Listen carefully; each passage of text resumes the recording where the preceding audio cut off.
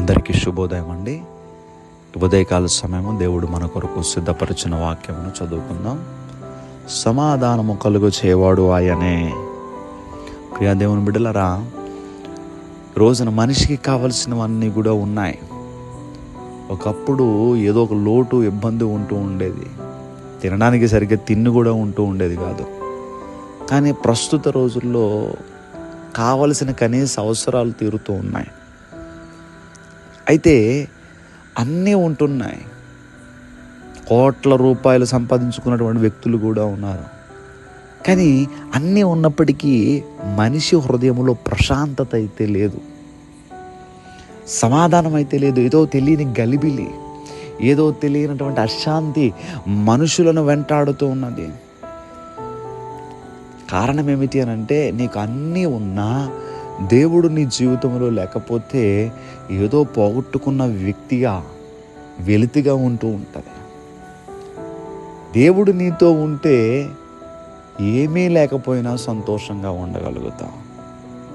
మీరు అనుకోవచ్చు, ఏమీ లేకపోతే ఎలా సంతోషంగా ఉంటామండి అంటారేమో.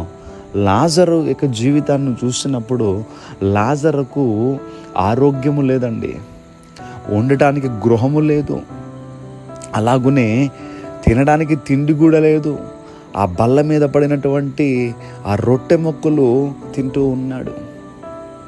ప్రియ దేవుని బిడ్డలారా, ఆ రీతిగా లాజరు యొక్క జీవితాన్ని చూసినప్పుడు ఏమీ లేని స్థితే కనిపిస్తుంది. కానీ ఆ లాజరు గారి కొరకు దేవుని యొక్క దూతలు వచ్చి ఆయన్ని తీసుకువెళ్ళాయి.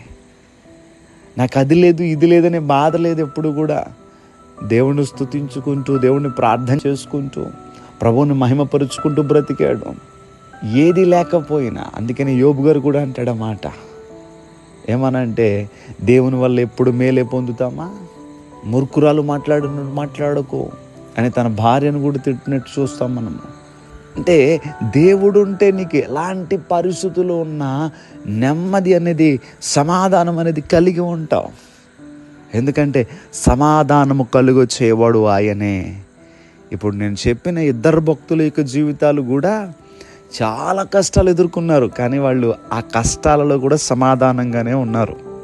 వాళ్ళకి మించిన కష్టాలు అయితే మనకు రావట్లేదు కదా. అయినా మనం ఎందుకు గలిబిలైపోతూ ఉన్నాం? కారణం ఏమిటంటే, దేవుని సమాధానం మనకి కావాలి. ఇంకా ప్రయాసపడి భారం మోస్తున్న సమస్త జనులారా నా దగ్గరికి రండి, మీకు విశ్రాంతిని కలుగ చేస్తాను, మీకు నెమ్మదిని ఇస్తాను, మీకు సమాధానాన్ని ఇస్తానని దేవుడు చెప్పి ఉన్నారు. సమాధానం కలుగ చేయవాడు ఆయనే. మాటలు వింటున్నటువంటి నీ హృదయము కలవరంగా ఉందేమో, భయముగా ఉందేమో, టెన్షన్గా ఉంటుందేమో. అయ్యా, నా హృదయమునకు సమాధానము దయచేయండి అయ్యా అని అడగండి. ఎందుకంటే సమాధానానికి కర్త ఆయన, సమాధానానికి కర్త ఆయన కనుక సమాధానము కలుగ చేయవాడు ఆయనే. కనుక ప్రభువా నాకు సమాధానము దయచేయండి అని అడిగితే ఒక్కసారిగా అయినా సమాధానం నీలోనికి వచ్చి నీ మనస్సు, నీ హృదయం, నీ తలంపులు అన్నీ కూడా ప్రశాంతంగా సమాధానముతో నింపబడిపోతాయి. దేవుని యొక్క సమాధానము మీ అందరికీ కలుగును గాక. దయచేసి ప్రార్థన చేసుకుందాం.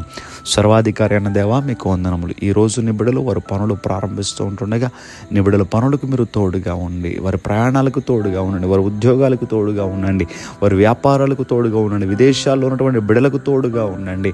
వారి అవసరములన్నీ కూడా తీర్చి ఈరోజు అంతా సంతోషంగా ఉండులాగున మీ సన్నిధి తోడు నిబిడలకి దయచేయమని యేసుక్రీస్తు వారి యొక్క నామం పేరట అడిగి వేడుకుంటూ ఉన్నాం మా పరమ తండ్రి. Amen, amen, amen.